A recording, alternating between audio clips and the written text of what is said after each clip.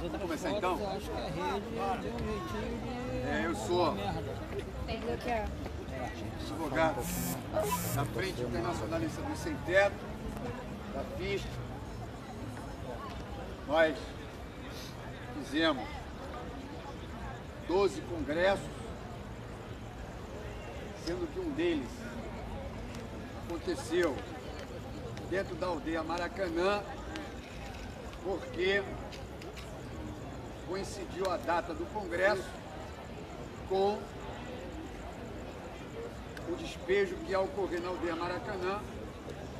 Então a FIST fez por bem de transferir o congresso para a aldeia Maracanã para o fim de semana.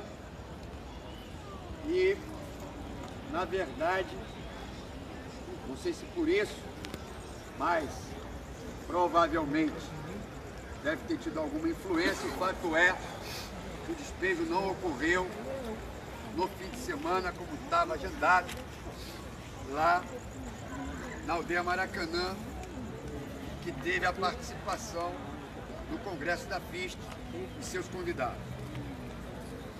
Nós já tivemos cerca de 40 ocupações no Estado e só tivemos 3 despejos, mas esse número foi diminuído em virtude de que nós não queremos ocupações só de cartório, e sim ocupações que venham a lutar além da questão da moradia e almejem a transformação da sociedade, já que nós temos um ideário da luta pelo socialismo e a nossa luta não pode ser corporativa. Por isso, nós cortamos todas aquelas ocupações que não participam ativamente dos movimentos de rua, em solidariedade com os demais movimentos e, fundamentalmente, além da luta pela reforma urbana, a luta por uma Petrobras 100% estatal, sob o controle dos trabalhadores, sem leilão, e a defesa das estatais e da soberania nacional. Nós derrotamos a Prefeitura do Rio de Janeiro em 3 ocupações. 3 delas em Jacarepaguá. Também em Niterói, com a ocupação Mama África, que está localizada em São Domingos. São Gonçalo, ocupação Margarida Maria Alves, também a luta foi contra a Prefeitura de São Gonçalo. No Estado do Rio, tivemos 2, contra o Estado também 2 ocupações vitoriosas. Contra a União, conseguimos suspender a cobrança da taxa de ocupação que nos governos anteriores ao governo do PT eram ilegais, porque a ocupação não se pode pagar, mas de qualquer maneira não eram tão exorbitantes como aconteceu no governo Lula, que majorou essa taxa de ocupação para um aluguel superior ao próprio salário dos trabalhadores cegos da rua Xavier Sigor, que vieram para trabalhar no Instituto, e com isso eles ficariam inadimplentes e depois da inadimplência aconteceria efetivamente o despejo. E nós, através da ação de manutenção de posse, que a gente entende que logo que a ocupação é feita, deve ser impetrada, porque nós temos uma lógica diferente dos advogados tradicionais e dos advogados conhecidos aí, de todos os movimentos, que não esperamos a impetração do proprietário. nós entramos primeiro, porque nós não raciocinamos com a lógica da propriedade, nós raciocinamos com a lógica da posse. E a Constituição tanto fala da posse quanto fala da propriedade. Por isso nós entramos logo de cara, para a gente não ganhar de cara uma liminar de despejo e, consequentemente, dar tempo de organizar politicamente a resistência. Com isso, nós conseguimos, por exemplo, ao contrário do que aconteceu no Horto, suspender a cobrança de aluguel, a taxa de ocupação, e também conseguimos, inclusive, numa das casas, a vitória nessa manutenção de posse. De modo que inclusive, essa ação está no STF, no Supremo Tribunal Federal, porque a União não tem o título de propriedade. Como acredito que talvez não tenha nem no Jardim Botânico. Porque, na verdade, aqueles terrenos todos do Benjamin Constant, daquela rua, foram doados pelo imperador para os trabalhadores cegos. Então não tem, ganhamos na primeira instância e as outras instâncias remeteram para o Supremo, porque na verdade não sabem a que título é aquela propriedade. Então, na verdade, tudo isso aconteceu porque nós mandamos a nossa ação de manutenção de posse dizendo que a União não tinha a propriedade. Então, isso aí está no Supremo. Nós vencemos também particulares em Teresópolis e também o próprio Henrique Batista nas duas ocupações do Outeiro da Glória, Luiz Amaim e Escrava Anastácia. Em virtude disso, dessa luta pela reforma urbana, defesa da soberania nacional e também por advogarmos para vários companheiros, inclusive a nossa campanha não é pela libertação dos 23 só, é pela dos 32, porque entendemos que Jair Seixas Rodrigues foi o mais processado. Dia 17 vai ter o último julgamento dele, o último processo, porque os outros todos nós conseguimos a prescrição, visto que os nossos clientes, o juiz não sabe onde ele mora, nem ele nem os outros, como o Lula, a Xanita, como o Felipe, como o André, que foram da aldeia Maracanã por nós defendidos e também ou absolvidos ou conseguimos a prescrição. Vários processos também defendemos a Mônica. Vários processos, acabamos de vencer uma indenização contra a prefeitura também. Ou seja, a nossa, aqui do lado, onde existe hoje uma ocupação do Movimento Nacional de Luta pela Moradia, nós fizemos uma ocupação anteriormente com vários grupos anarquistas, houve um despejo, nesse dia foi inclusive preso, processado, e o meu processo agora acaba de prescrever uma série de coisas que a gente utiliza, o Carol deve saber, para poder jogar o processo das calendas e, consequentemente, conseguir a prescrição, o fato que a gente consegue de uma maneira ou de outra, não deixando que nenhum dos nossos sejam condenados, ou se condenados forem, acaba havendo a prescrição. Então, em virtude de todas essas lutas, a gente tem sofrido uma perseguição atroz. Tivemos também, além desse citado, o Arthur Gambá, 7 boias, fechamos 2 vezes o Galeão,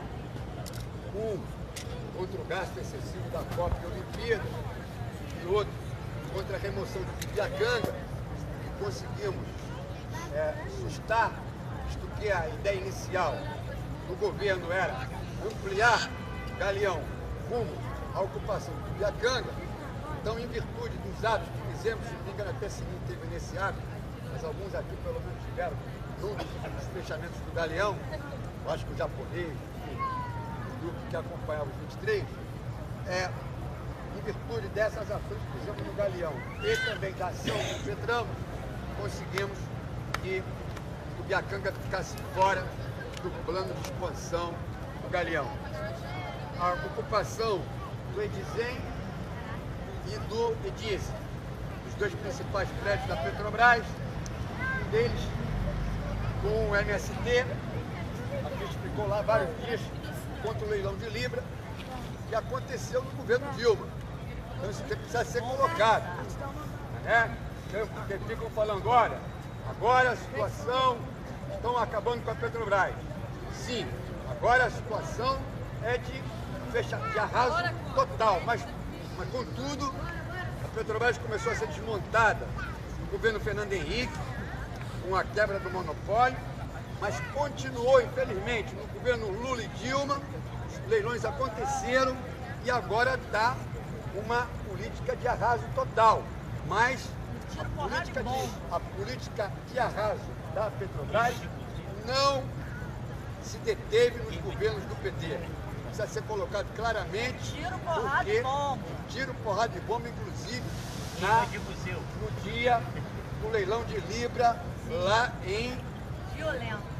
na Barra, inclusive até Frei Lenci, vestido de franciscano aí do convento, já falecido, gloriosa memória, que temos uma ocupação com o nome dele, inclusive levou bomba, passou mal, enfim, várias pessoas foram hospitalizadas devido a essa perseguição atroz.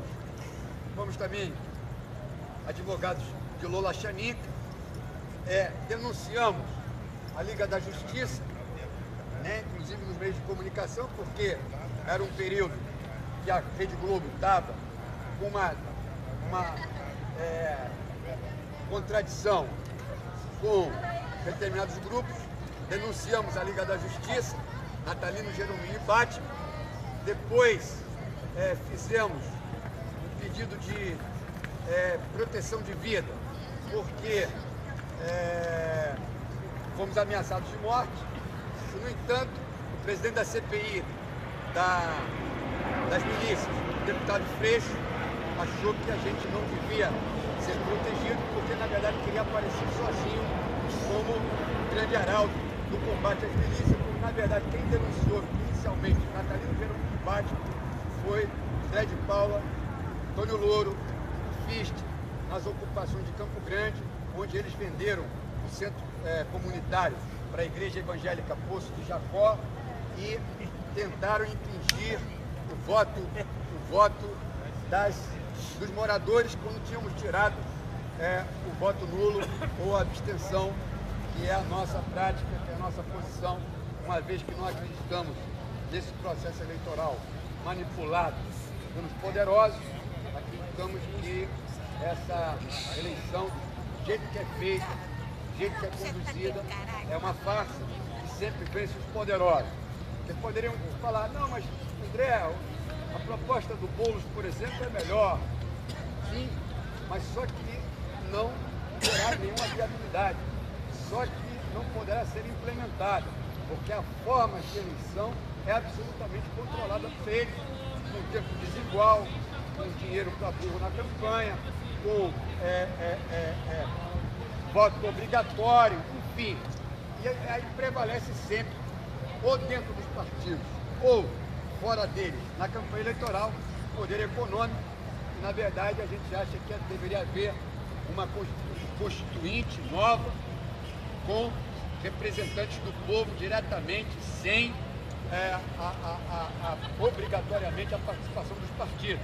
Os partidos poderiam participar de uma assembleia, mas a população também, de uma reforma política onde existissem, na verdade, os salários compatíveis com aquilo que a pessoa ganha, assembleia nos bairros, comitês de eleição direta para as pessoas, ou seja, uma nova forma de escolha. Por isso, nós entendemos que essa luta pela libertação dos presos políticos e perseguidos é importante, mas a FIST acha que não são 23, que na verdade são 32, porque são esses 23, mais Rafael Braga, mais Jair, mais Lula e Mônica, mais Padre Amaro, mais duas pessoas aí que foram, não esqueci até o nome dela. Carmen Astrid. Carmen e Astrid E Kátia. e também o Lula, porque embora tenha feito um monte de merda, politicamente falando, né? Embora não podia ter mexido na estrutura, não mexeu, ele está condenado não na verdade pelo que ele fez, e sim pelo que ele representa.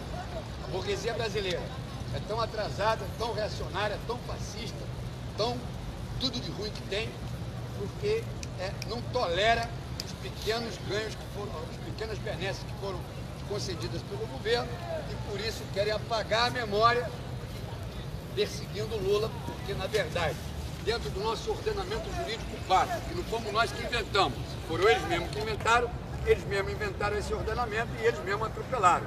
De modo que a gente considera também Lula um preso político, assim como também o Padre Amaro, da Comissão Pastoral da Terra, que se encontra respondendo por lutar pela reforma agrária e lutar contra o desmatamento indiscriminado que existe. Além disso, tem o companheiro Cleiton, também muçulmano, acusado de ação terrorista, de ser ligado a grupos islâmicos, grupos terroristas islâmicos, quando na verdade o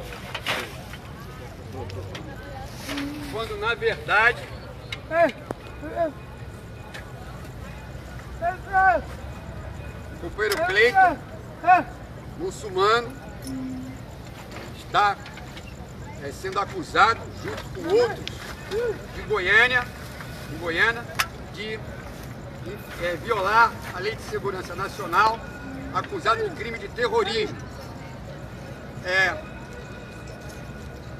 A gente sabe que os grupos islâmicos nunca atuaram aqui no Brasil. Isso foi um factoide durante a Copa para poder tentar mostrar serviço. E essas pessoas que jogavam um jogo de videogame, aí o Game Over que pode me explicar melhor, tipo Dragons and Masquerade, enfim, outras, eu não domino essa área, faziam esse tipo de jogo e aí foram acusados de ligação terrorista. Quem é que nunca tenha colocado no ardor da paixão ou em qualquer momento, olha, eu gostaria de explodir essa casa aqui, que não serve para nada. Eu gostaria de explodir o Congresso Nacional. Isso não significa que você vai realizar esse ato, que você está fazendo apologia. Isso é um desabafo, isso é um momento de irritação. E foi isso que eles faziam nesses joguinhos. E por isso o companheiro Cleiton está sendo acusado, né? O que na verdade, por um lado, demonstra que se quer criminalizar a qualquer preço, e no outro lado demonstra também a perseguição contra um cidadão negro e um cidadão que professa o preceito de Alá, de Maomé. E eu, enquanto católico romano e marxista, falei, não, tem que pegar essa questão, porque outros advogados recusaram e a gente achou que devia pegar, e estamos pegando e estamos levando à frente, porque, na verdade, achamos que seja uma luta justa e isso aí questiona a completa falência de todo o nosso país, judiciário, legislativo, executivo, polícia, enfim, está tudo aí absolutamente carcomido, apodrecido, e por isso a gente resolveu mexer nesse vespeiro aí, também comprar essa briga do companheiro pela questão fraterna, solidária, humana, mas também pela questão política de achar que é um viés e uma defesa das liberdades religiosas, democráticas, enfim, do completo mar de lama que querem jogar esse companheiro como verdadeiro bode expiatório, junto com aqueles outros que já estão presos lá em Goiânia. Finalmente, dizer que convidar todos os companheiros e companheiras também da aldeia Maracanã que estivessem presentes no Grito dos Excluídos, que acontece todo ano, esquina de Uruguaiana com o Presidente Vargas, a partir das 9 horas da manhã, depois do desfile dos dependentes, né? Porque, na verdade, o Brasil não é independente, a gente faz o nosso desfile, a nossa passeata até o Museu do Amanhã para dialogar com o povo sobre essa falsa independência que o país tem. Então, em virtude disso, é o nosso abraço afetuoso, agradecer o convite e dizer que nós estamos abertos, não só às perguntas, mas também a qualquer outra iniciativa ou a qualquer outro evento que os companheiros da Assembleia do Catete e a Assembleia, do Catete não, da Largo do Machado e da Cinelândia possam fazer, e convidando também todos os companheiros para todas as sextas-feiras, está no Shopping Cultural Reflexivo, na ocupação Hugo Chaves, na Rua do Catete 68, onde é consumida a cachaça artesanal e a cerveja artesanal igualmente, para combater o monopólio da Ambev e os transgênicos. Só a cerveja artesanal do Grupo da Maré é vendida e a comida e os refrigerantes são partilhados por todo mundo que for lá. Um grande abraço para vocês todos. Uhul! Qualquer coisa aí. Dale, André!